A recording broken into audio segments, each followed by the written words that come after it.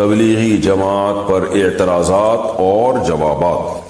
تبلیغی جماعت پر اعتراض کرنے والے کہتے ہیں کہ یہ لوگ مسجد میں اعلان کرتے ہیں، اسی طرح مسجد میں قیام کرتے ہیں، سوتے ہیں، کھانا کھاتے ہیں، اسباب کی بالکل نفی کرتے ہیں، گھر بار کی پرواہ نہیں کرتے، سب چھوڑ کر صرف توکل پہ چل رہے ہوتے ہیں، اور قرآن اور مستند احادیث چھوڑ کر فضائل اعمال پڑھتے ہیں جس میں متعدد ضعیف روایات ہیں، اور جو روایات اللہ کے راستے یعنی جہاد سے متعلق ہیں ان کو تبلیغی جماعت پر منطبق کرتے ہیں۔ براہ کرم ان اشکالات کا جواب دیجئے۔ معاذ صاحب کراچی سے۔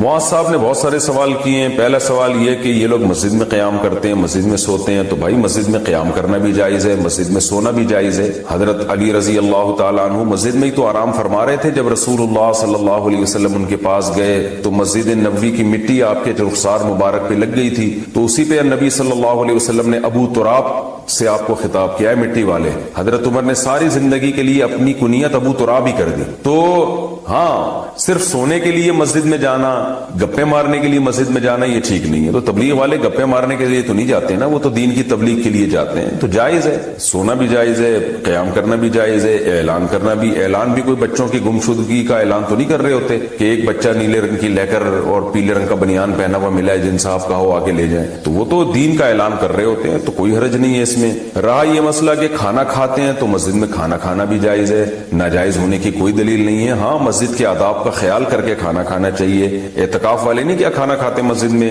اسباب کی بالکل نفی کرتے ہیں وہ۔ اچھا، یہ کہتے ہیں اسباب کی نفی کرتے ہیں، یعنی اللہ سے ہوتا ہے، اللہ کے علاوہ سے نہیں ہوتا۔ تو یاد رکھیں، تبلیغ والے جب یہ کہتے ہیں نا اللہ کے علاوہ سے نہیں ہوتا، تو اس کا مطلب یہ ہوتا ہے کہ اصل کرنے والا اللہ ہے۔ وہ یہ نہیں کہتے کہ اسباب اختیار نہ کرو، اسباب اختیار تو کرتے ہیں، تبلیغ والے بھی تو اسباب اختیار کرتے ہیں۔ رائے میں ڈاکٹر بھی بیٹھے ہوئے ہوتے ہیں، کوئی بیمار ہو جائے گا تو ڈاکٹر اس کا علاج کریں گے، سیکیورٹی کا انتظام بھی ہوتا ہے، پانی کا ٹینک بھی ہوتا ہے۔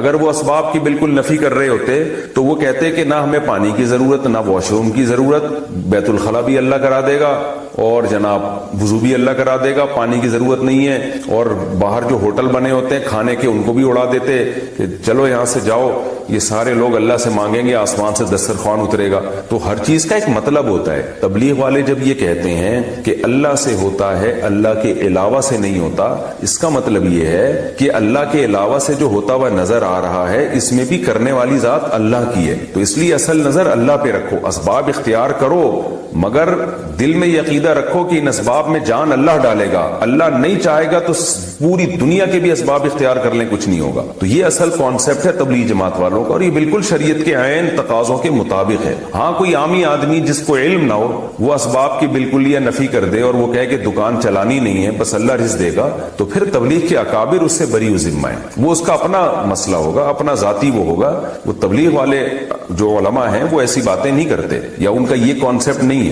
تو اسباب سے ہونے کا مطلب کیا ہے کہ یعنی اسباب سے نہ ہونے کا مطلب یہی ہے کہ جیسے وہ ایک مثال بھی دیتے ہیں نا کہ آگ کا کام ہے جلانا، لیکن ابراہیم علیہ السلام کو آگ میں ڈالا گیا تو آگ نے نہیں جلایا، اس سے پتہ چلتا ہے جلاتا اصل تو اللہ ہے۔ اب اس سے تبلیغ والے کبھی یہ ترغیب نہیں دیتے کہ آپ بھی آگوں میں چھلانگ لگایا کرو، یا چولہا گھر میں جل رہا ہو تو چائے کا برتن رکھنے کے بجائے دودھ اور پتی کھا کے خود اس چولہے پہ بیٹھ جایا کرو تو اللہ اپنی مرضی سے تمہیں بچا لے گا۔ تو کبھی بھی نہیں ایسا کہتے بھئی آگ سے دور بھاگو۔ تو اس کو سمجھنا چاہیے کہ وہ کیا وہ ذہن بناتے ہیں کہ اللہ پہ اعتماد کرو، اللہ پہ توکل کرو، اسباب اختیار کرو، مگر نظر کس پہ رکھو؟ اللہ پہ۔ یہ مقصد ہوتا ہے اس کا۔ اور یہ جو آپ نے بات کی ہے کہ جی وہ یہ کہتے ہیں گھر کی بار کی پرواہ نہیں کرتے، یہ بھی غلط ہے۔ کہتے ہیں سب چھوڑ کر صرف توکل پہ چل رہے ہوتے ہیں۔ کچھ لوگ ایسا کرتے ہیں، بالکل کرتے ہیں، میں نے بھی دیکھا ہے، بیوی بچوں کی تربیت کی بھی فکر نہیں ہوتی، ان کے بزنس کی بھی، کاروبار کی بھی، کھلانے کی بھی فکر نہیں ہوتی، چلے کے لیے نکل گئے، 4 مہینے کے لیے نکل گئے، پیچھے بیوی بچے دھکے کھاتے پھر رہے، کھانے کو نہیں ہے۔ یقیناً کچھ لوگ ایسا کرتے ہیں، مگر یہ کچھ لوگ تبلیغ کے اکابر کی اجازت سے نہیں کر رہے ہوتے۔ میرا خود تجربہ ہے، کراچی اجتماع میں ایک شخص آیا، یونیورسٹی میں پڑھ رہا تھا، بزرگوں کے پاس گیا کہ میں وقت لگانا چاہتا ہوں، 4 مہینے کے لیے جانا چاہتا ہوں. میں خود اس کا گواہ ہوں. ان کو مشورہ دیا تبلیغ کے اکابر نے کہ پہلے آپ اپنی تعلیم یا امتحان مکمل کر لیں, کیونکہ یہ آپ کا ورنہ ادھورا رہ جائے گا. اسے جیسے ہی کمپلیٹ کریں پھر آپ 4 مہینے کے لیے نکل جائیں. بعض دفعہ تو رائیونڈ سے واپس کیا جاتا ہے. پھر یہ بھی پوچھا جاتا ہے کہ وہ اگر بتائے نا کہ میرے گھر میں کوئی کھانے کا ذریعہ نہیں ہے, آمدن کا ذریعہ نہیں, بس میں اللہ توکل نکل رہا ہوں, تبلیغی اکابر کبھی بھی اس کو نہیں جانے دیتے. تو اگر کوئی جا رہا ہے تو وہ خود سے کر رہا ہے یہ کام, آپ اس کو تبلیغ کے کھاتے میں نہیں ڈال سکتے. اچھا بھائی, اور یہ جو کہہ رہے ہیں کہ قرآن اور مستند احادیث کو چھوڑ کر فضائل اعمال پڑھتے ہیں جس میں متعدد ضعیف روایات ہیں, یہ بات بھی غلط ہے. فضائل اعمال میں زیادہ تر احادیث صحیح ہیں, ضعیف حدیثیں کم ہیں, اور جو ضعیف حدیثیں ہیں بھی تو وہ مسائل کے بارے میں نہیں ہیں, وہ فضائل کے بارے میں. بہت بڑے بڑے علماء محدثین گزرے ہیں جن کا یہ کانسیپٹ تھا کہ ایک عمل کی فضیلت اگر صحیح حدیث سے ثابت ہو تو اس کی فضیلت کو 4 چاند لگانے کے لیے ضعیف حدیث پیش کی جا سکتی ہے. یہ تو بہت زیادہ ہے. تبھی حدیث کی کتابوں میں صحیح حدیث کے ساتھ ضعیف حدیثیں بھی بھری ہوئی ہیں. تو وجہ اس کی یہی ہے کہ بھئی اس سے کوئی شرعی مسئلہ ثابت نہیں ہو رہا. فضائل اعمال مسائل کی کتاب تو ہے نہیں. تو یہ ان کا کانسیپٹ تھا کہ بھئی ایک چیز جیسے نماز کی فضیلت پر صحیح حدیثیں بہت ہیں, وہ صحیح حدیثیں بھی فضائل اعمال میں ہوں گی, کچھ ضعیف حدیثیں بھی ہوں گی, لیکن وہ ضعیف حدیثیں اسی صحیح حدیث کی تائید کر رہی ہوتی ہیں. تو اس لیے یہ ایک نعرہ پوری دنیا میں خام خواہ میں پھیلا دیا گیا ہے کہ فضائل اعمال میں من گھڑت قصے ہیں, فضائل اعمال میں ضعیف روایتیں. ایسا نہیں, ضعیف روایتیں بھی ہیں لیکن بہت ساری صحیح روایتیں بھی ہیں, اور ان سے جو مضمون ثابت ہو رہا ہے وہ شریعت کے مطابق ہے. ہاں کچھ جگہیں ایسی ہیں جہاں مسائل ہیں اور اس میں ضعیف حدیث ہے, تو وہ غلط بات ہے. وہ پھر آپ علماء سے پوچھیں گے تو علماء آپ کو بتا دیں گے. تو ایسے تو دنیا میں کوئی بھی کتاب ایسی نہیں ہے جو نقص سے پاک ہو. صرف اللہ کی کتاب قرآن ہے جس میں کوئی عیب نہیں ہے, وہ ہر قسم کے نقص سے پاک ہے. باقی تو دنیا میں ہر کتاب میں کچھ نہ کچھ سقم پایا جاتا ہے. کوئی بھی کتاب لیں گے کچھ نہ کچھ سقم ہوگا اس کے اندر. تو اس لیے اس کو بیان کرنے میں کوئی حرج نہیں ہے. اب تک تبلیغ جماعت فضائل اعمال ہی پہ چل رہی ہے, تو ہم نے نہیں دیکھا تبلیغ والوں کے عقیدے خراب ہوئے ہوں. بلکہ تبلیغ والے جتنے توحید پرست ہوتے ہیں اتنے تو ہمیں دوسروں میں توحید نظر نہیں آتی. کبھی نہ قبروں پہ جاتے ہوئے دیکھیں گے آپ, نہ کبھی کسی قبر سے مانگتے ہوئے دیکھیں گے. اللہ پہ اعتماد اور توکل کرتے ہیں. تو یہ تو سارا فضائل اعمال کا نتیجہ ہے. ایک اور اعتراض فضائل اعمال پہ یہ کیا جاتا ہے کہ اس میں من گھڑت قصے ہیں. یہ بات بھی غلط ہے. من گھڑت کی ڈیفینیشن کیا ہے؟ من گھڑت کا مطلب یہ ہے کہ شیخ الحدیث مولانا زکریا رحمۃ اللہ علیہ اپنی طرف سے کوئی قصہ سنا دیں جو انہوں نے نہ خود اپنی آنکھوں سے دیکھا ہو اور نہ اس کی ان کے پاس کوئی سند ہو. اس کو من گھڑت کہتے ہیں. آپ نے کوئی قصہ سنایا, لوگ پوچھیں گے بھائی یہ قصہ من گھڑت ہے, آپ کہیں گے کیوں؟ وہ کہتا ہے آپ نے دیکھا اپنی آنکھوں سے؟ آپ کہیں نہیں نہ میں نے تو دیکھا بھی نہیں. پھر کسی مستند آدمی سے سنا؟ نہیں جی. پھر ہم کہہ سکتے ہیں بھائی یہ من گھڑت ہے. لیکن آپ نے ایک واقعہ سنایا, اگلا کہہ رہا ہے من گھڑت ہے, آپ دلیل دے رہے ہو بھائی میں نے خود اپنی آنکھوں سے دیکھا ہے, تو اب من گھڑت کہاں سے ہو گیا؟ یا کسی قابل اعتماد آدمی کا حوالہ دیا کہ اس نے یہ واقعہ بیان کیا ہے, تو اب من گھڑت نہیں رہا. تو فضائل اعمال میں جتنے بھی کرامت کے واقعات ہیں, جتنے بھی اس طرح کے واقعات ہیں جو محیر العقول ہیں, وہ کرامت کے واقعات ہیں. تو فضائل اعمال میں نے جس کتاب سے لیا ہوتا ہے اس کتاب کا حوالہ دیا ہوتا ہے, اور وہ کتاب کے مصنف بڑے بڑے محدثین, بڑے بڑے مورخین ہیں. تو قابل اعتماد لوگوں کے حوالوں کے ساتھ وہ واقعات لکھے ہوئے ہیں, تو ان کو من گھڑت کس بیس پہ کہہ دیا آپ نے؟ تو اس لیے یہ الزام برائے الزام ہے, اس کی کوئی حقیقت نہیں ہے. ہاں یہ ضرور ہے کہ ویسے ہم چھوٹا منہ بڑی بات کرتے ہوئے کہ ہماری کیا حیثیت ہے, لیکن ہم میں کیا بعض بڑے علماء بھی ہم نے دیکھے ہیں وہ تبلیغ کے اکابر کو ایک مشورہ دیتے ہیں کہ بھئی اب چونکہ کام پوری دنیا میں بہت زیادہ پھیل گیا ہے, بہت زیادہ پھیل گیا ہے, تو بین الاقوامی سطح پہ کام ہو رہا ہے, تو ایسی کتاب آنی چاہیے جو بالکل بے غبار ہو, جس میں ساری حدیثیں صحیح ہوں, اس میں ضعیف, کیونکہ جیسے جیسے کام بڑھتا ہے نا اس کا معیار بھی اسی حساب سے بڑھانا پڑتا ہے آپ کو. تو اس لیے ہمارا ایک مشورہ ہے کہ ریاض الصالحین ہونی چاہیے, کیونکہ ریاض الصالحین میں A to Z ساری حدیثیں صحیح ہیں, الا یہ کہ ایک آدھ روایت پر اس کے کلام کیا گیا ہے, لیکن وہ بھی کوئی یقینی طور پہ کلام نہیں ہے. تو اس لیے ریاض الصالحین جیسے کہ عربوں میں جماعت میں جو عرب لوگ نکلتے ہیں ان کے لیے ریاض الصالحین ہے, تو ریاض الصالحین ہوگی تو وہ اس سے کام زیادہ بڑھے گا. یہ ایک مشورہ ہم بھی دیتے ہیں, لیکن ہماری کوئی ایسی اوقات نہیں ہے, ہمیں تو یہ مشورہ دیتے ہوئے بھی شرم آتی ہے. لیکن بعض بڑے علماء بھی یہ کہتے ہیں. مولانا ابو الحسن علی ندوی رحمہ اللہ تعالی نے تبلیغ جماعت میں ریاض الصالحین شروع کروائی تھی عربوں میں, تبھی عربوں میں کام اتنا پھیلا ہے. تو اگر یہاں بھی ریاض الصالحین شروع ہو جائے تو یہ زیادہ اچھا ہوگا. رہا یہ مسئلہ کہ جہاد والی روایتوں کو تبلیغ والے تبلیغ پہ فٹ کرتے ہیں. دیکھیں جہاد والی روایتوں کو جو تبلیغ والے تبلیغ پہ فٹ کرتے ہیں تو اس طور پر اگر کوئی جہاد کی روایتوں کو فٹ کرے کہ جہاد کا جو 100% ثواب ہے وہ پورا پورا تبلیغ میں نکلے گا, پھر تو یہ بات غلط ہے. لیکن اگر کوئی اس طور پر منطبق کرتا ہے کہ جہاد میں اور تبلیغ میں قدر مشترک کیا ہے کہ مجاہد بھی اپنا گھر بار چھوڑ کر اللہ کے دین کی مدد کے لیے نکلتا ہے اور جو تبلیغ میں نکلے یا دینی مدرسے میں علم حاصل کرنے کے لیے نکلے وہ بھی اللہ کے راستے میں ہوتا ہے, تو ایک نیک شگون کے طور پر یہ فضیلت لی جائے کہ بھئی دونوں کا مقصد تبلیغ ہے.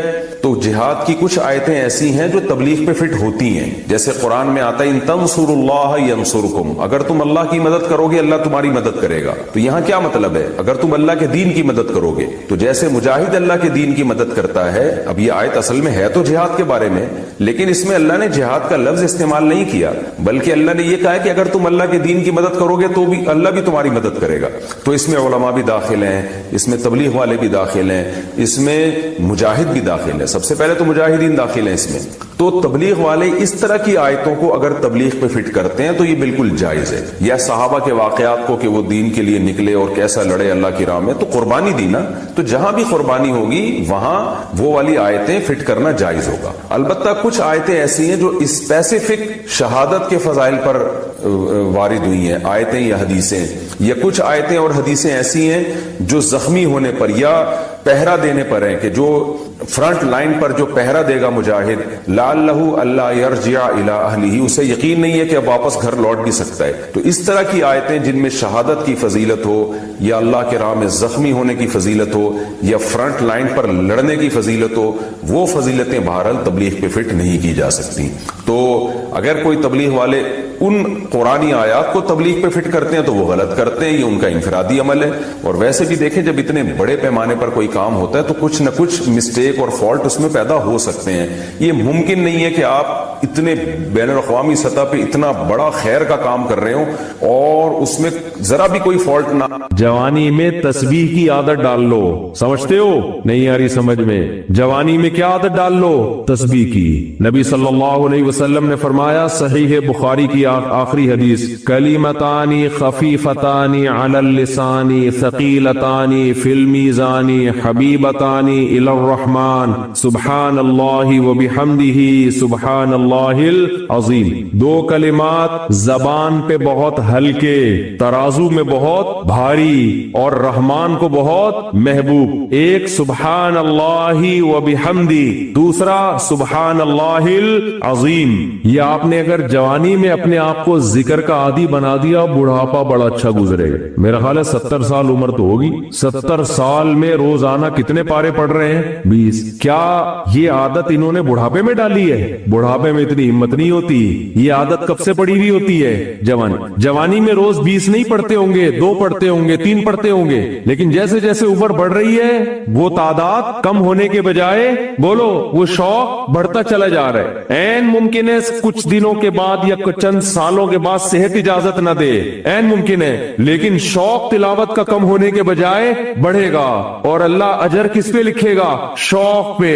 حدیث میں آتا ہے کسی کا کوئی معمول تھا, صحت خراب ہونے کی وجہ سے معمول چھوٹ گیا تو اللہ اس کے اعمال میں وہ نیکی لکھتے رہتے ہیں. تو آج آپ نے اپنے آپ کو میرے بھائی اللہ کا نہ تھوڑا تھوڑا اللہ کا ذکر کی عادت ڈالو. میں نہیں کہہ رہا آپ سے زیادہ نہیں ہوتا تو وحشت نہ تھوڑا کر لو. آج تھوڑا کرو گے, کل اس تھوڑے میں ایسی لذت ہوگی کہ اللہ اس مقدار کو بڑھا دے گا. حدیث میں آتا ہے سبحان اللہ والحمد للہ ولا الہ الا اللہ واللہ اکبر, یہ کلمات احب الی اللہ مما طلعت الشمس او کما قال صلی اللہ علیہ وسلم. سورج جن چیزوں پہ طلوع ہوتا ہے, ظاہر ہے سورج تو پوری دنیا پہ طلوع ہوتا ہے, ان تمام چیزوں میں اللہ کو سب سے زیادہ محبوب یہ کلمات ہے. اور دیکھو اس میں اللہ کا کوئی فائدہ نہیں ہے, اللہ کی آپ حمد و ثنا کریں, اللہ کا کوئی فائدہ نہیں ہے. اللہ یہ چاہتے ہیں میرے بندے اپنی زبان سے میرا نام لیا کریں. اللہ کو اس بات کی خوشی ہوتی ہے. ہمارے حضرت ایک شعر पढ़ा करते थे। ये जो अहलुल्लाह होते हैं ना, इनको जिक्र की बड़ी आदत पड़ जाती है। बार बार अल्लाह का नाम लेते लेते ना, शुरू में तो इंसान को आदत नहीं होती, जब नाम लेता है बार बार जिक्र, तो फिर उसका टाइम अल्लाह के जिक्र के बगैर पास नहीं होता। फिर उसको एक कमी महसूस होती है। किसी को चाय की आदत पड़ जाए, चरस की आदत पड़ जाए, सिगरेट की आदत पड़ जाए, नहीं मिले तो तड़पता है ना। तो जिसको जिक्र की आदत पड़ती है ना, उसको जब जिक्र का टाइम ना मिले तो उसका दिल परेशान होता है, उसको अल्लाह के नाम में एक चस्का आने लगता है। लेकिन ये पहले दिन नहीं होगा, आदत डालनी पड़ेगी। तो रोज आना इसका मामूल बना ले, 100 दफा सुबह 100 दफा शाम तस्बीह का मामूल बना ले। इससे क्या होगा, अभी शायद दिल न लगे आपका, लेकिन जैसे जैसे उम्र बढ़ेगी अल्लाह के नाम का चस्का लगना शुरू हो जाए। बुढ़ापा बहुत अच्छा गुजरेगा, अल्लाह को याद करके गुजरेगा। खोपड़ी शरीफ में बात आ रही है कि नहीं आ रही? और अगर हर वक्त दुनिया के तस्करे करते रहे ना, हर वक्त वीडियो गेम लेके बैठे हुए, पबजी खेल रहे हैं, सांप वाला तो सांप वाला खत्म हो गया, अब आ रहा है सांप वाला। नोकिया में आता था, सांप लंबा होता जा रहा है, उसको पता नहीं फजूल टाइम वेस्ट कर रहे हो। हम परेशान होते यार, हमारे पास कामों को निपटाने का टाइम नहीं मिलता।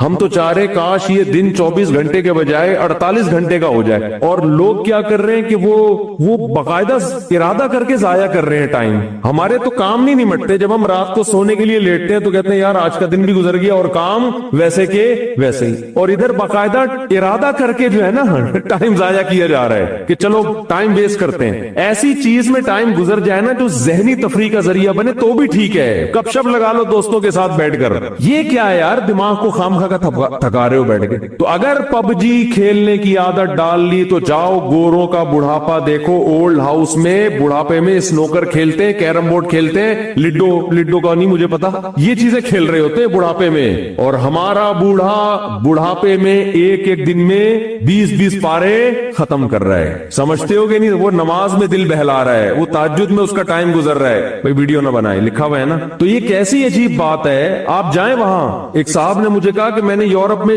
बुढ़ी औरतों को देखा, बुढ़ी औरतें 5-6 बुढ़ी औरतें बैठी हुई और जुआ खेल रही हैं, ताश खेल रही हैं। कह रहे मुझे याद आया यार, एक हमारी बूढ़ी है, हमारी बूढ़ी औरतें मुसल्ले पे बैठी होती हैं, अल्लाह अल्लाह कर रही होती हैं, आखिरी वक्त अल्लाह का नाम लेके गुजार रही होती हैं। और एक ये बुढ़ियां हैं और क्या खेल रही हैं? ताश के पत्ते। अच्छा लगते हैं बुढ़ापे में ये। हमारे बूढ़े को देखो, आदमी का दिल चाहता है इससे दुआ करवाए कि बाबा जी मेरे भी सर पे हाथ रख लो। जो ताश खेल रही हो बैठ के, उस बुढ़ी से दिल चाहेगा? उसे तो आदमी नसीहत करेगा कुछ और कर ले। थोड़े दिनों में इतना राशा आएगा ना हाथों में, थोड़े दिनों में, कि एक पत्ते के बजाय 2-2 गिर रहे होंगे, 2-2 पत्ते एक साथ गिर रहे होंगे। तो इसलिए कारामत बना लो, कुछ थोड़ा बहुत अल्लाह का नाम ले लिया करो। देखने में तो हम भी नेकी लगते हैं, अल्लाह करे नेकी हो, ठीक है। तो दावा तो कोई भी नहीं कर सकता किसी के बारे में, कौन नेक है कौन बुरा है। कुरान ने दावों से मना भी किया। कुरान के अल्फाज हैं, फला तुज़क्कू अनफुसकुम, एक दूसरे के नेक होने का फतवा मत दिया करो। यकीनी तौर पर नहीं, अच्छा गुमान सबसे रखने का हुक्म है हमें। यकीनी तौर पर नेक नहीं कहा करो किसी को, वो अल्लाह ही जानता है। हुवा अअलमु बिकुम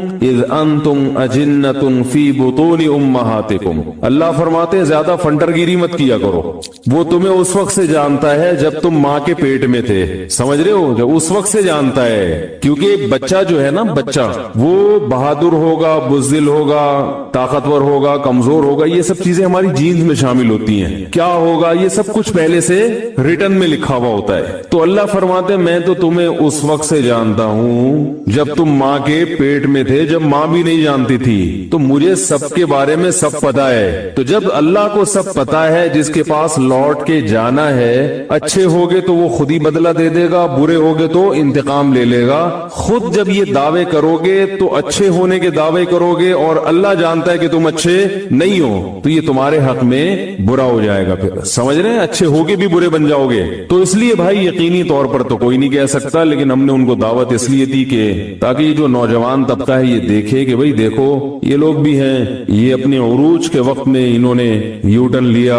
मैं ये नहीं कह रहा कि क्रिकेट हराम है, नाजायज है, ये एक अलग बहस है, क्या है इस पर मैं पहले कई दफा बात कर चुका हूं। लेकिन टाइम वेस्टिंग बहरहाल है। समझ रहे? देखो हमारे यहाँ قوم کی جو خدمت ہے نا اس کی ابھی تک ڈیفینیشن ہی نہیں پتا چلی ہے کہ خدمت کہتے کس کو ہیں. سمجھ رہے؟ وہ چیزیں جن کو پرانے زمانے میں ٹائم ویسٹنگ سمجھا جاتا تھا اب اس پہ خدمت کا لیبل لگا کے مارکیٹ میں اس کو چلا دیا. ایک دفعہ یورپ میں ایک ہمارے دوست ہیں, وہ بہت وہاں انہوں نے ڈگری حاصل کی ہیں, یونیورسٹی میں پڑھے ہیں اور میڈیا کی لائن سے ان کا خاص تعلق ہے. تو انہوں نے مجھے بتایا کہ جب یہ بڑی طاقتیں ان کو کسی چیز کو حلال کرنا ہوتا ہے نا, جیسے افغانستان میں چرس پہ پابندی کہ وہی چرس بیچنے پر پابندی, پاکستان کو بھی پابندی, لیکن جب ان لوگوں کو کچھ ایکسپورٹ کرنا ہوتا ہے تو نام چینج کر کے خوبصورت پیکنگ کر کے اسی چیز کو بیچتے ہیں. انہوں نے کہا انہوں نے چرس اگر بیچنی ہوئی نا, اگر ان کا ارادہ ہوا کہ ہم چرس بیچتے ہیں تو ڈپریشن کی ایک میڈیسن, صحیح ہے نا,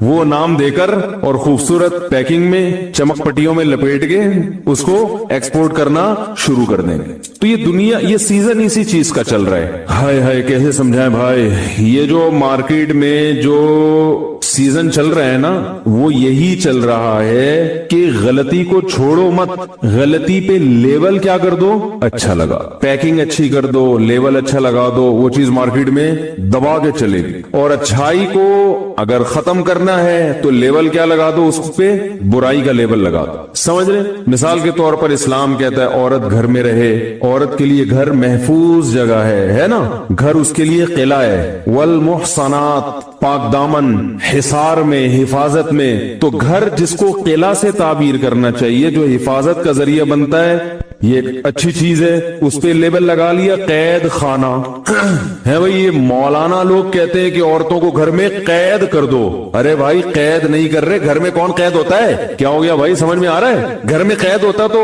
صاحب آفس سے سیدھا گھر آتے.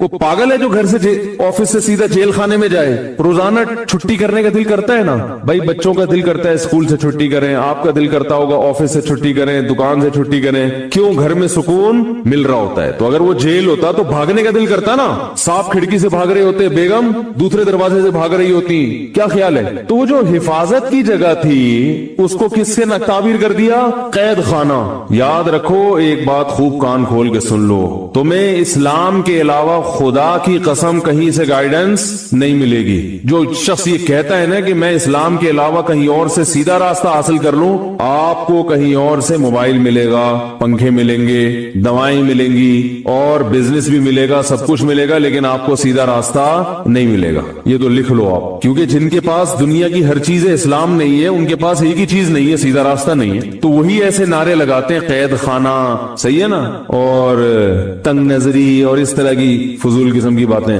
تو وہ اعتراض مولانا لوگوں پر جو کیا جاتا ہے, وہ اعتراض یہ کیا جاتا ہے دنیا کہاں سے, بولو نا, کہاں سے کہاں پہنچ گئی, اور یہ بس وہی پرانی باتیں کرتے رہتے ہیں. دیکھو بات صحیح ہونی چاہیے, بے شک پرانی ہو, اس سے کچھ نہیں ہوتا. بات صحیح ہونی چاہیے بے شک کتنی پرانی ہو, بلکہ پرانا ہونے سے وہ اور مضبوط ہو جاتی ہے کہ یار 1000 سال کا تجربہ ہے. کوئی نئی بات کرے نا اس میں انسان کنفیوز ہوتا ہے کہ یار کوئی نئی چیز لایا مارکیٹ میں, پتہ نہیں ابھی تجربے تو نہیں کر رہا ہم پہ. پیناڈول پرانی دوا ہے نا بخار کے لیے, کیا خیال ہے؟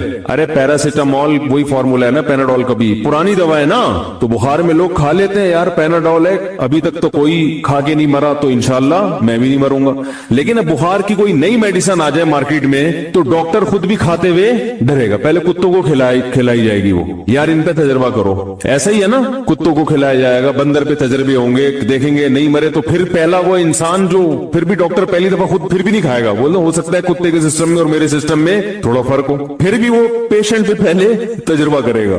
تو اسلام کی باتیں اگر, اور یہ تانا پرانی باتوں کا پیغمبروں کو بھی دیا گیا ہے. قرآن سے پتا چلتا ہے کہ جب کوئی نیا پیغمبر آیا, نئے پیغمبر آئے, انہوں نے باتیں کی تو مخالفین نے اعتراض یہ کیا اساطیر الاولین, پرانی لوگوں کی پرانی تحریریں, پرانی باتیں. اسطورہ سطر سے نکلا ہے, لکھی ہوئی چیز کو اسطورہ, یعنی وہ تو کتاب کتابیں پیش کرتے تھے نا، آسمانی کتابیں اور صحیفے، پرانے قصے، کہہ رہے ہیں یہ تو پرانے باپ دادے کی کہانیاں ہیں، وہ بھی یہی کہا کرتے تھے، نوح علیہ السلام نے بھی یہی باتیں کی ہیں، اور ہود علیہ السلام بھی یہی کہہ کر گئے، ابراہیم علیہ السلام بھی یہی باتیں، دنیا کہاں سے کہاں پہنچ گئی، یہ 3000 سال 4000 سال قبل مسیح والی جو لیڈر گزرے ان کی باتیں کر رہے ہیں، یہ سمجھ میں آ رہی ہے؟ یہ پرانی باتیں ہونے کا تانا، یہ تانا بہت پرانا ہو گیا ہے۔ تو جب کوئی یہ تانا دیا کرے نا کہ یہ مولانا لوگ وہی پرانی باتیں کر رہے ہیں، تو آپ کو تمہارے تانے بھی بہت پرانے ہیں، کوئی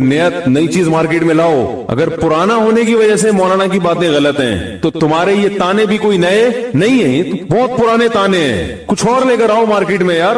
اساطیر الاولین، پرانے لوگوں کے پرانے قصے، بس یہی باتیں، وہ نبی صلی اللہ علیہ وسلم پر بھی یہی اعتراض کی۔ تو بات صحیح ہونی چاہیے، اگر صحیح بات ہے تو جتنی پرانی ہوگی اس کی ویلیو اتنی بڑھ جائے گی، اس کی ویلیو اتنی بڑھ جائے گی۔ میں اکثر حکمت کے ٹوٹکے بھی بتاتا رہتا ہوں نا، حکیموں کی بعض دوائیں بعض بیماریوں کے لیے ایسی ہیں جو بہت پرانی ہیں، کسی کی 1500 سال پرانا نسخہ، کوئی 1000 سال پرانا نسخہ، کوئی 2000 سال پرانا نسخہ، تو وہ نسخے استعمال ہوتے چلے آ رہے ہیں اور انسان کو ان سے ہمیشہ بولو بھائی فائدہ ہوا۔ وہ ایسے نسخے ہیں کہ کبھی کسی حکیم کو قبرستان پر ان کی نسخوں کی وجہ سے منہ چھپا کے گزرنا نہیں پڑا۔ بعض دفعہ ایسے گزرتے ہیں نا کہ میرے پہنچائے ہوئے لوگ ہیں تو شرم آ رہی ہوتی ہے گزرتے ہوئے وہاں سے حکیم صاحب، تو وہ کھایا کریں، گھر میں لا کے رکھ لیں، سمجھ لیں۔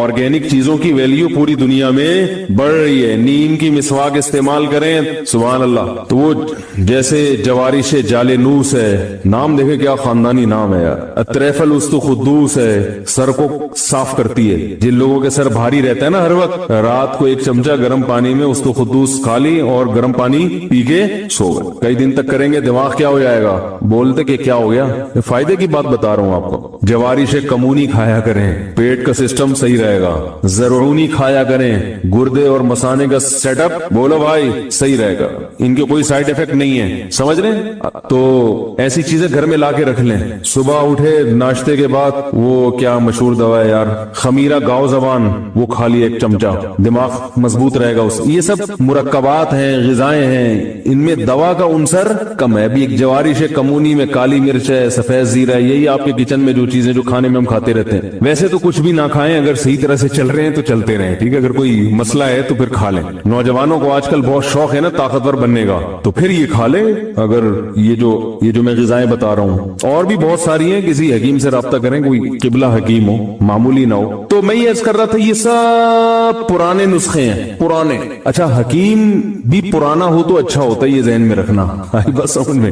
ہاں بعض دفعہ نیا حکیم کچھ تجربے کر رہا ہوتا ہے ابھی ان مراحل سے، اور ڈاکٹر بھی پرانا ہی اچھا ہوتا ہے۔ یہ تجربوں کی چیز بتا رہا ہوں آپ کہ ڈاکٹر بھی ذرا بوڑھے ڈاکٹر وہ زیادہ سمجھدار ہوتے ہیں، تجربہ ہے، بعض دفعہ نیا بہت پڑھ لکھ لیتا ہے لیکن جو تجربہ ہے وہ بوڑھے ڈاکٹروں کے پاس زیادہ ہوتا ہے۔ بوڑھے ڈاکٹر بوکھلاتے نہیں ہیں، میں نے یہ دیکھا ہے، وہ بس ابھی چھوڑیں پھر ٹاپک چینج ہو جائے گا، پھر لوگ مجھ پہ طنز کرتے ہیں کیا باتیں کر رہے بیٹھ گئے۔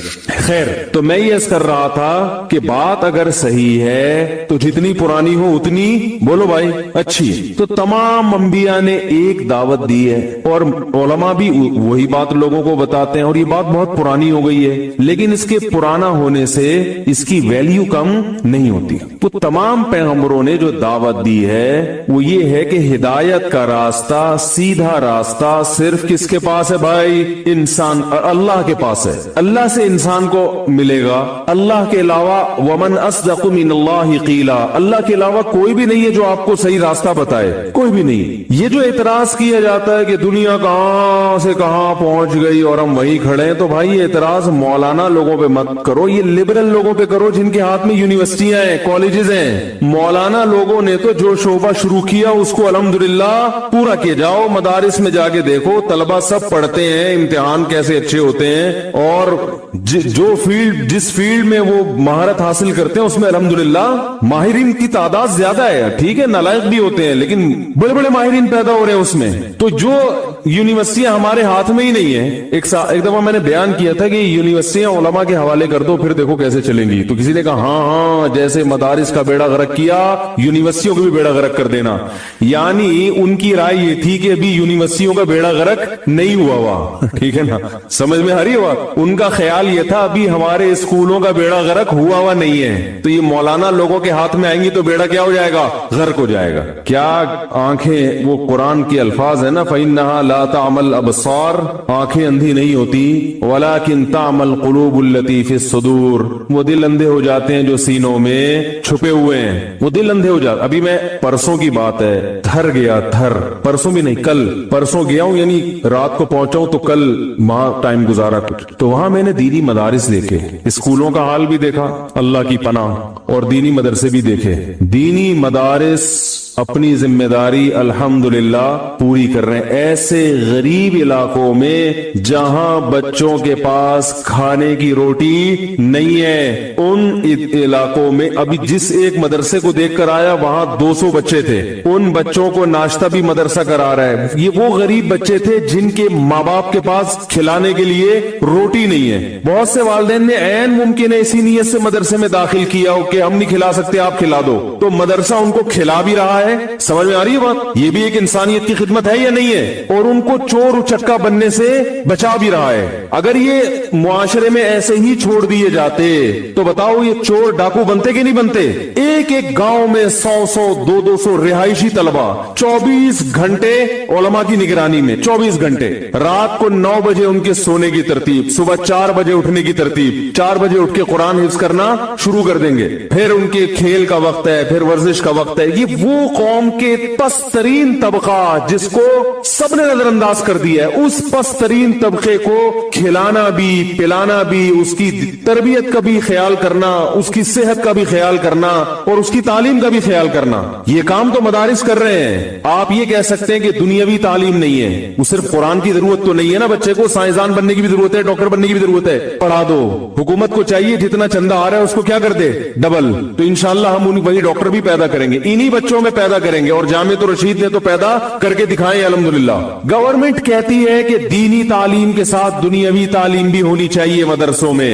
یہاں تک آپ بہت اچھی بات کرتے ہیں, ہمیں بھی سمجھ میں آتا ہے بھائی یہ بچے قرآن کے ساتھ اگر عصری علوم بھی پڑھ لیں گے تو سونے پہ سہاگا. تو آپ فوکس اس چیز کو کریں کہ یہ علماء بہت اچھا کر رہے ہیں کہ طلبہ پہ خرچ بھی کرتے ہیں, ان کی تربیت بھی کرتے ہیں, ان کو اخلاق بھی سکھاتے ہیں. یہ جو آپ کو یوٹیوب پہ بد اخلاق قسم کے مولانا نظر آتے ہیں, ان میں اکثریت دینی مدارس سے فارغ نہیں ہے. بہت مشکل ہے بھائی, کسی پہ بھی مولوی کا لیبل لگا لو تو کوئی گورنمنٹ کی طرف سے پابندی تھوڑی ہے. یہ جو فرقواریت پھیلا رہے ہیں ان میں سے اکثریت دینی مدارس سے فارغ نہیں ہوتی, اکثریت نہیں ہوتی فارغ. تو آپ یہ دیکھیں دینی مدارس کی خدمت ان گاؤں اچھا مدرسے کے جو محتمم تھے جن سے میں ملا, اپنا کاروبار چھوڑ کر 24 گھنٹے مدرسے میں لگا رہے ہیں, حالانکہ بزنس مین ہے, کاروباری آدمی ہے, دین کی خدمت کا جذبہ ہے کہ نہیں بھائی میرے دوسرے بھائی ہیں کاروبار کرنے والے, میں نے یہاں ٹائم لگانا ہے اپنا. ایک نہیں ہے بھائی, سینکڑوں ہیں. ایسے ایسے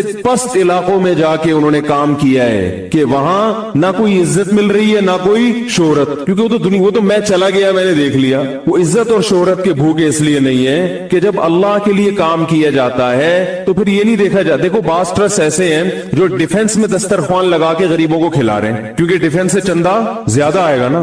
کیا خیال ہے بھائی, ڈیفنس میں غریبوں کو کیا کیا جا رہا ہے, بول لیں کھانا کھلایا جا رہا ہے. اچھی بات ہے, غریب کو تو کہیں بھی کھلا دو گے, ڈیفنس میں بھی کھلا سکتے ہو, لیکن بھائی غریب ڈیفنس میں کوئی تک بنتا ہے غریبوں کو کھانا کھلانے کا؟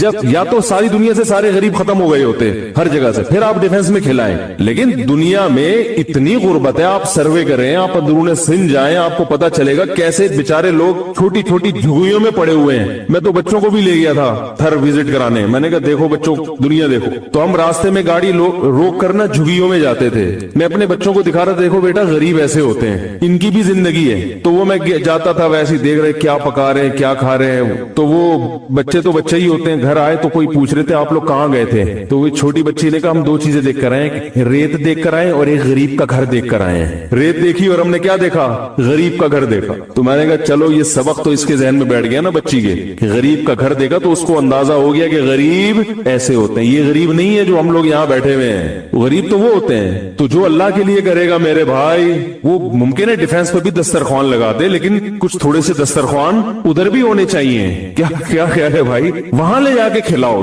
ठीक है आपको चंदा चाहिए तो आप उसकी वीडियो कवरेज भी करें ताकि लोग आप पर एतमाद करें। मैं इसके खिलाफ नहीं हूं कि आप जब कोई ट्रस्ट है आपका और आप गुरबा पे खर्च कर रहे हैं तो उसकी कवरेज ना करें आप, ताकि जाहिर कवरेज करेंगे तो लोगों को एतमाद आएगा। लेकिन जाएं तो सही ऐसे इलाकों में, आप नहीं जाते लेकिन दीनी मदारिस ये काम अल्हम्दुलिल्लाह कर रहे हैं। और दीनी मदारिस ने एक प्लेटफॉर्म दिया मालदार लोगों को कि आओ इधर आके देखो, यहां हम रोटी भी खिलाएंगे, इनको अच्छी तालीम भी देंगे और अपनी बिसात के मुताबिक अच्छा इंसान बनाने की कोशिश भी करेंगे। कोशिश इसलिए कह रहा हूं कि देखो कोशिश करता है इंसान, आगे अगला बने ना बने इसमें उसके खानदान का भी दखल होता है। बाद ऐसे बच्चे भी मदरसों में आ जाते हैं, घर से भागा हुआ चोरियां करके महल्ले में पकड़ा 10 दफा, तो उन्होंने उठा के कहां कर दिया, हमसे संभल नहीं रहा तो चलो मदरसे की हेडेक। अब मदरसे वाला उसको बनाएगा तो वो तरबियत उसी हिसाब से होगी ना, उसके खानदान के हिसाब से। मदरसे में ना आता तो डाकू बनता, मदरसे में आके कम से कम डाकू नहीं बना, चोरी पर ही रहा है वो, ठीक है ना।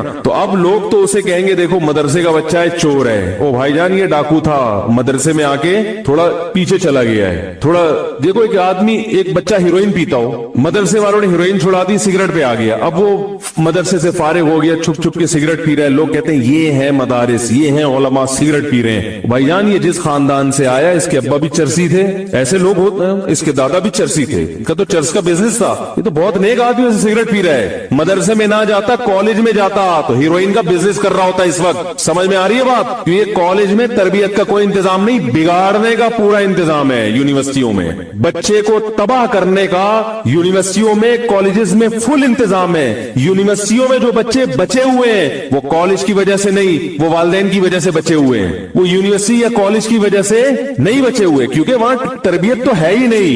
टीचरों की तरबियत नहीं होती तो बच्चों की कहां से होगी? सबसे पहले तो अदब है, अदब लेस बनाया जाता है। हमने भी कॉलेज में पढ़ा है भाई, हमें भी पता है, हम भी स्कूलों से पढ़कर आए, हमने तो देखा है कि कॉलेज की जिंदगी और मदरसों की जिंदगी में जमीन आसमान का फर्क है। मैं तालीम के खिलाफ नहीं हूं, मैं क्यों खिलाफ हूंगा भाई? तो कुरान मजीद ने जिस दीनी उलूम की जहां तरगीब दी है तो दुनियावी उलूम की भी तरगीब दी है कुरान ने। हम माहौल के खिलाफ, हम कहते हैं मदारिस पर कीचड़ उछालना छोड़ दो, मदारिस के खिलाफ बोलना छोड़ दो, अपने इदारों को ठीक करो, बल्कि हमारे हवाले कर दो।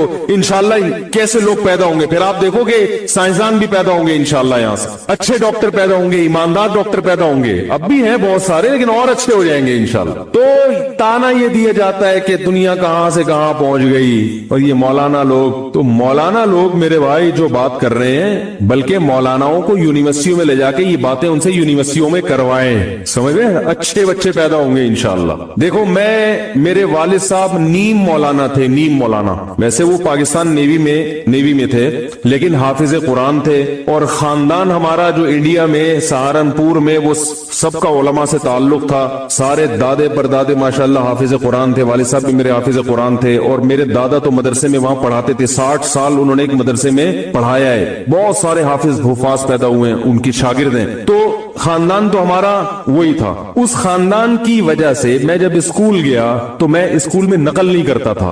ये मैं आपको बताना चाह रहा हूं कि अगर अपने बच्चों को मजहब की तरफ लेकर आओगे ना तो तालीम ये जो तरक्की है ये पीछे नहीं जाएगी, बल्कि ये आगे बढ़ तरक्की और होगी। यूनिवर्सिटियों में, स्कूलों में, कॉलेजेस में नकल है या नहीं है? बोलो भाई, है कि नहीं? अल्हम्दुलिल्लाह मैं नकल नहीं करता था। हालांकि हमारे जो टीचर थे वो मेरा ख्याल है कम से कम भी 18वें या 19वें ग्रेड के ऑफिसर तो वो थे, वो खुद लाके पकड़ा देते थे किताब कि बेटा नकल करो, समझ ले, खुद कहते थे नकल करो। उस जमाने में जब कहते थे तो ये तो अब तो और तरक्की हो गई है माशाल्लाह भाई। इसलिए कहते थे कि भाई अगर आपके नंबर कम आए तो बदनामी किसकी होगी? मेरी होगी। जो हेडमास्टर आ गए थे कोई सख्त, तो वो फौरन उन्होंने निजाम बनाया हर महीने तलबा का टेस्ट होगा। तो टीचर ने कहा यार हर महीने टेस्ट होगा, हम मुसीबत में आएंगे। तो मुझे वो दिन अच्छी तरह याद है, मेरे वालिद साहब ने बताया हुआ था कि बेटा नकल करना क्या है, हराम है, नाजायज है, गुनाह है, धोखा है। तो मैं میں نہیں کرتا تھا, میں نے کہا یار آج یہ خود کہہ رہے میں نے کر لی. تو ایک جب گناہ ہے نا انسان سے ایک دفعہ ہوتا ہے, وہ جو پہلی دفعہ اگر ہو گیا تو اب آپ کی عادت ہمیشہ کے لیے پڑ جائے. پہلی دفعہ ہوتا ہے وہ, پھر آدمی ہر دفعہ یہی سوچ کے کرتا ہے کہ توبہ کر لوں گا, اور پھر کرتا چلا جاتا ہے, پھر صدر بن جاتا ہے, پھر کچھ بھی بن سکتا ہے وہ. تو میں پریشان تھا, مجھے وہ دن اچھی طرح یاد. میں اب شو مارنے کے لیے واقعہ نہیں سنا رہا, ظاہر ہے میں اپنی اچھائیاں بیان کروں گا نا, برائیاں تو اللہ نے پردہ ڈالا ہوا وہ کوئی نہیں بیان کرتا. تو مقصد یہ نہیں کہ میں کوئی بہت نیک آدمی ہوں, وہ میں کیا ہوں وہ تو اللہ ہی بہتر جانتا ہے. مقصد بتانے کا یہ ہے کہ دیکھو کیونکہ ہمارا گھرانہ تھوڑا سا مولانا ٹائپ کا گھرانہ تھا, ہمارے گھر کے باہر کسی نے لکھ دیا تھا مولوی ہاؤس, کیونکہ میرے والد صاحب کی بھی داڑھی, بڑے بھائی کی بھی داڑھی, بڑے سے چھوٹے بھائی کی بھی داڑھی, میری بھی داڑھی, پھر مجھ سے جو چھوٹا تھا وہ مدرسے میں چلا گیا اس کی بھی داڑھی, اور وہ ہمارے گھر میں ٹیلی ویژن بھی نہیں تھا, والد صاحب ٹی وی نہیں رکھنے دیتے تھے ہمیں, اور گھر میں تھوڑا بہت کبھی کبھار کچھ والد صاحب دینی نصیحتیں بھی کرتے تھے. تو گھر کے باہر لوگوں نے بہنیں پردہ کرتی تھی, شرعی پردہ. یہ جو لوگ کہتے ہیں نا جوائنٹ فیملی میں پردہ کرنا ممکن نہیں ہے, تو یہ میں اس لیے نہیں مانتا کہ الحمدللہ ہمارے گھر میں ہماری ساری بھابھی ہم سے پردہ کرتی تھیں. سب بھائی اکٹھے رہتے تھے اپنی بیگمات سمیت, ہم 4 بھائی تھے, چاروں کی 6 بیویاں, یعنی میرے ملا کے, صحیح ہے نا. تو جو ہے وہ ہم سب گھر میں رہتی تھی اکٹھی, یعنی ان کی جو ہماری اہلیہ ہیں سب بھائیوں کی بیگمات سب پردہ کرتے تھے ایک دوسرے سے, تو ہمیں تو کوئی مشکل نہیں ہوئی. یہ لوگ بار بار خواتین بہت سوال پوچھتی ہیں, بھائی ایک گھر میں جب دیور بھی رہتا ہے کیسے پردہ کریں؟ بھائی بہت آسان ہے پردہ کرنا, کوئی مشکل نہیں ہے. اس کا طریقہ یہ, بھائی جب گیٹ سے ہم گھر میں داخل ہو رہے ہیں تو تھوڑا سا کھنکار لیا, پتا چل گیا بھائی کہ بھئی دیور آ رہا ہے یا جیٹھ آ رہا ہے, تو جس خاتون نے پردہ کرنا ہے وہ تھوڑا سا چادر آگے کر لی, آپ گزر گئے, جو کام آپ نے کرنا ہے آپ کریں, اپنے کمرے میں جا کے بیٹھیں, ٹھیک ہے نا. واش روم جانا ہے, کہیں بھی جانا ہے, تھوڑا سا اب یہ نہیں ہوتا گھر میں کہ وہ برقع پہن کے کونے میں جا کے بیٹھ جائیں, ایسا نہیں ہوتا, بس اتنا کافی ہے. گھر میں کھانے میں بھی اکٹھے بیٹھ جاتے تھے, ایسے بیٹھیں کہ بھئی چہرہ آمنے سامنے نہ ہو. تو اس طرح سے ہم نے الحمدللہ کئی سال گزارے, ہمیں تو کوئی پرابلم. اور اس سے پاکیزہ معاشرہ وجود میں آتا ہے. لبرل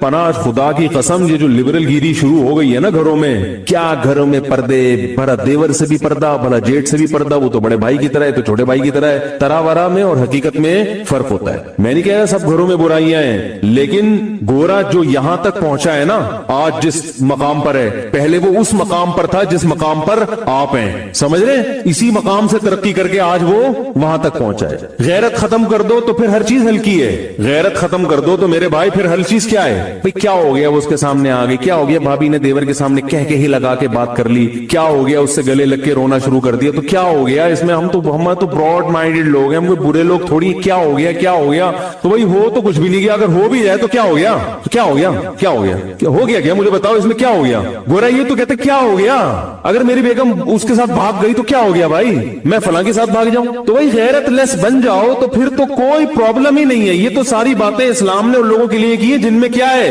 غیرت ہے, شرم ہے, حیا ہے. غیرت ختم ہو جائے پھر تو کچھ بھی مسئلہ نہیں ہے. وہ کہتے ہیں کسی نے قصہ بنایا ہے کہ ایک پرانے زمانے میں ایک بادشاہ تھا جس میں غیرت نہیں تھی. بادشاہ جی مجھے کل کسی نے واقعہ سنایا, اب ہو سکتا ہے کسی فلم میں آیا ہوا ہو, تو میں نے خدا کی قسم وہ فلم نہیں دیکھی ہے, کیونکہ بعض لڑکے مجھے کوئی لطیفہ سنا دیتے ہیں, میں ممبر پہ سناتا ہوں, پتا چلتا ہے وہ کسی فلم کا ہوتا ہے, تو وہ اللہ کی قسم میں نے نہیں دیکھی. اور یہ جو واقعہ میں سنا رہا ہوں یہ بھی اگر بالفرض کسی فلم کا ہے, کوئی ڈائلگ ہے, تو اللہ کی قسم میں نے وہ فلم نہیں دیکھی. مجھے کسی بندے نے کل یہاں بتایا تو میں نے کہا اچھا ہے, بغیرت لوگوں کے لیے بڑا اچھا واقعہ ہے. وہ تو بعض واقعات فرضی ہوتے ہیں لیکن ان سے سبق جو مل رہا ہوتا ہے وہ بالکل ٹھیک مل رہا ہوتا ہے, تو ان کو فرضی کہہ کے بیان کیا جا سکتا. وہ ایک کہتے ہیں کہ بادشاہ تھا, غیرت نہیں تھی اس میں. تو بادشاہوں میں تو پہلے بہت غیرت ہوتی تھی, ملکہ ترنم کو کسی نے دیکھ لیا تو گردن اڑا دی. تو وہ ایک چور کو پکڑ کے لایا گیا بادشاہ سلامت کے پاس.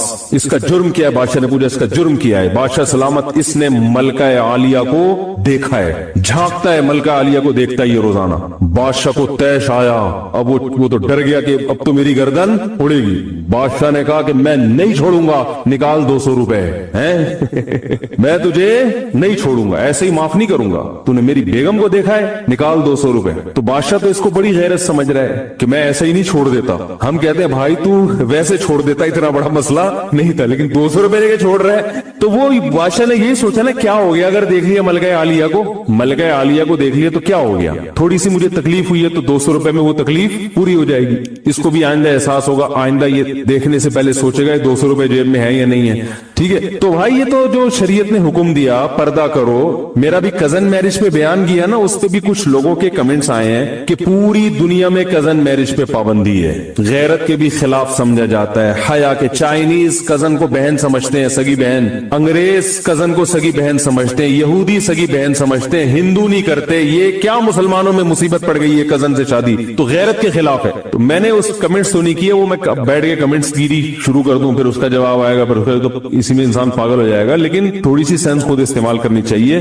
غیرت کا لفظ تو کم از کم آپ استعمال نہ کرو میرے بھائی. جس قوم میں, جن لوگوں میں گے میرج کو پروموٹ کیا جا رہا ہو, جو کچھ لگتا ہی نہیں ہے, ان کو کزن میرج پہ اعتراض ہو رہا ہے. اسلام چونکہ دین فطرت ہے, وہ کبھی ایسی بات نہیں کرتا جو نیچر کے خلاف ہو. کزن میرج سے اجازت دینا یہ تو اسلام کی حقانیت کی دلیل ہے, اس لیے کہ بہن کے بارے میں جو جذبات ہوتے ہیں انسان کے, وہ کزن کے بارے میں نہیں ہوتے. یہ مشاہدے پر مبنی حقیقت ہے, یہ مشاہدے پر مبنی حقیقت ہے. تو اسلام نے وہی بات کی ہے جو آپ کی نیچر ہے, جو آپ کی فطرت ہے. اگر یہ غیرت کے خلاف ہوتا تو اسلام اجازت بھی دیتا, پھر بھی آپ نہ کرتے.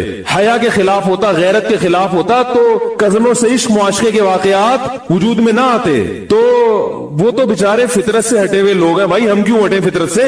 تو اسلام نے کزن کو حکم دیا ہے کہ وہ کزن سے پردہ کرے. اسی وجہ سے حکم دیا کہ وہاں فتنے کا اندیشہ ہے. سمجھ رہے کہ نہیں سمجھ رہے؟ بہن کو حکم نہیں دیا کیونکہ وہاں فتنے کا اندیشہ نہیں ہے. کتنی خوبصورت بہن ہو, بھائی کے دل میں ہمیشہ اس کے لیے بہن والے جذبات پیدا ہوں گے, اچھے جذبات پیدا ہوں گے. ہاں کوئی بے شرم ہو, بہت ہی غیرت ختم ہو جائے, وہ تو ظاہر ہے پھر اس غیرت لیس لوگوں کے لیے تو وہ تو کوئی قانون پہ اثر نہیں کرتا. تو اللہ تعالیٰ نے ایک نظام بنایا ہے, نیچر ہے. فطرت اللہ التی فطر الناس علیہا, فرمایا یہ انسانوں کی وہ فطرت ہے جس پر میں نے انسانوں کو پیدا کیا. اسی نیچر کا نام اسلام ہے, اسی نیچر کا دوسرا نام اسلام ہے. تو گھروں میں بھائی پردہ ہو سکتا ہے جوائنٹ فیملی میں. تو میں یہ عرض کر رہا تھا کہ اور پردہ کیا کریں, کروایا کریں. مائیں اکثر رکاوٹ ڈالتی ہیں, بہو کو پردہ نہیں کرنے دیتی. بہو اگر پردہ کرنا شروع کر دے نا دیوروں سے, جیٹ سے, تو ساس رکاوٹ ڈالتی ہے. ماں سے مراد شوہر کی ساس. وہ کہتی ہے میرے گھر کا ماحول خراب کر رہی ہے. کمبخت. سب اکٹھے بیٹھتے تھے, ہمارے یہاں تو کوئی فرق ہی نہیں تھا,